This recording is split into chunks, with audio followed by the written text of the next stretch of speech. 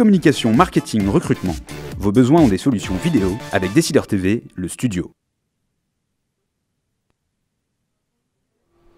Bienvenue dans le Duplex Bourse. On se connecte tout de suite à la salle des marchés de Bourse Direct et notre expert Jean Amar. Bonjour Jean.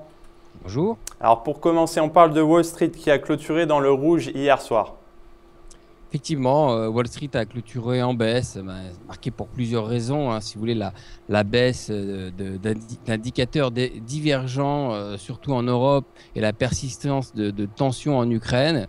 On a eu hier de gros mouvements sur les taux d'intérêt. A signalé que l'indice VIX, l'indice de la peur, qui mesure la peur des investisseurs, donc a bondi de plus de 8% hier à la bourse de New York, ce qui prouve quand même qu'il y a une certaine tension, un retour de la tension, alors que les marchés étaient plutôt calmes, montaient à leur rythme, mais bon, étaient plutôt calmes. Jean, qu'en est-il des statistiques à Wall Street? Alors cet après-midi, on attend les mises en chantier de logements et permis de construire à 14h30. Ce sont des chiffres importants.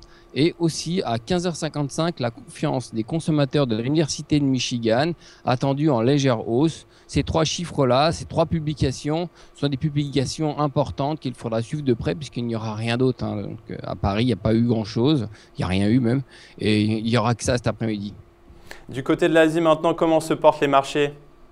Écoutez, Tokyo a fortement baissé. Donc, il a été pénalisé comme en Europe et à Wall Street des mauvais chiffres qui ont été publiés hier. Il y a aussi donc le yen qui a été publicité comme une valeur refuge dans un contexte donc que je disais d'incertitude géopolitique. Donc tout ça a fait que Tokyo a baissé d'1,5%. Ce qu'il faut dire aussi, c'est que les Nikkei semblent partis pour accuser une troisième semaine de baisse. On va voir si demain ça remonte, mais bon, ça m'étonnerait que ça puisse relever la moyenne. On s'oriente vers une troisième semaine de baisse quand même à Tokyo. Un mot sur la bourse de Paris maintenant. Le CAC a touché un top annuel hier, mais c'est vite retourné dans l'après-midi. Alors qu'en est-il ce matin, Jean? Alors voilà, c'est vrai qu'il y a eu une forte baisse hier, alors qu'on a été tranquille aussi. Et de l'autre côté, c'était peu volatile, il y a très peu de volatilité. Donc ce matin, on tente de se stabiliser autour du plus bas d'hier, autour de 4440. Bon, ça va. Ce qui nous fait monter ce matin peut-être, ou ce qui nous maintient juste à l'équilibre, c'est le secteur des télécoms qui permet, une petite... heureusement qu'ils sont là, on va dire. Du côté de l'analyse technique maintenant, quels sont les supports et résistances à surveiller? Alors bon, suite à la forte baisse d'hier, on conserve un billet baissier sous 4471. On sera négatif, évidemment, si on passe sous 4403. Donc pour l'instant, on n'y est pas. On a juste un petit biais négatif. Et à contrario, un retour au-dessus de 4480 et surtout 4510 militerait pour une reprise de la dynamique haussière. Du côté microéconomique, beaucoup d'activités dans les secteurs télécoms aujourd'hui. Effectivement, comme je vous disais, donc les télécoms sont de nouveau à la fête. Ça faisait longtemps qu'on n'avait pas entendu parler du secteur télécom. Bouygues ce matin qui monte de 4% autour, a publié un résultat, bon certes en demi-teinte.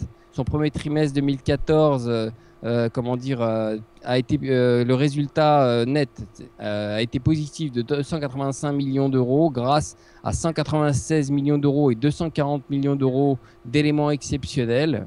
Bouygues Télécom et Colas sont des cessions prioritairement, mais sa perte opérationnelle courante s'est creusée de 96 millions d'euros.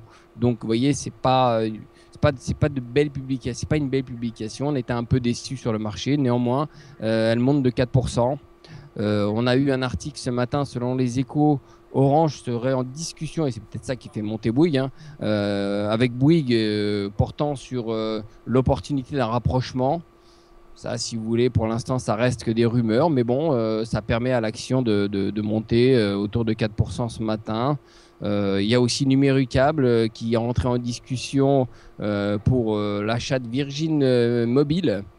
Donc ça, si vous voulez, ça fait beaucoup d'informations. Ça se paierait autour de 325 millions d'euros.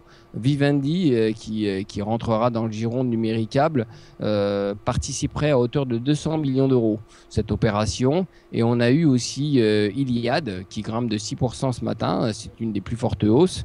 C'est la maison mère de Free qui a fait état d'une progression de 11% de son chiffre d'affaires trimestriel à 1,005 milliard d'euros avec 600 000 nouveaux abonnés mobiles déclarés. Donc tout va bien apparemment pour Iliad. Elle se porte bien et voilà, donc ça se voit dans les cours et une reprise importante ce matin. Voilà. Eh bien, merci beaucoup Jean pour votre analyse. Très bonne séance à tous et à lundi.